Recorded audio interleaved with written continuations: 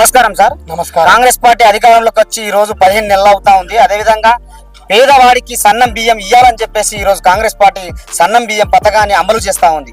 నిజంగా ఈ పథకం అమలు బాగా జరుగుతుందా? లబ్ధిదారులు ఖచ్చితంగా ఇది పనికొస్తుంది అంటున్నారా మీరు? ఈ రోజు తెలంగాణ రాష్ట్ర వ్యాప్తంగా పెద్ద ఎత్తున సన్న బియ్యం పంపిణీ కార్యక్రమం గౌరవ రేవంత్ రెడ్డి గారు ఆధ్వర్యంలో అదేవిధంగా మా నిజామాబాద్ రూరల్ ఎమ్మెల్యే భూపతి రెడ్డి గారి ఆధ్వర్యంలో ఈరోజు మల్లారం గ్రామంలో పెద్ద ఎత్తున నిర్వహించడం జరిగింది. ఇది చాలా సంతోషకరమైన విషయం. ఏ విధంగా అంటే ఇన్ని రోజులు 10 సంవత్సరాలు టీఆర్ఎస్ పాలనలో కొన్ని చోట్ల సన్న బియ్యం పంపిణీ చేయడం జరిగింది. కానీ ఈరోజు రాష్ట్ర వ్యాప్తంగా ముక్త కంఠంతో సన్న బియ్యం పంపిణీ కార్యక్రమం చాలా గొప్పగా జరుగుతుంది. ఇది నిరంతర ప్రక్రియ.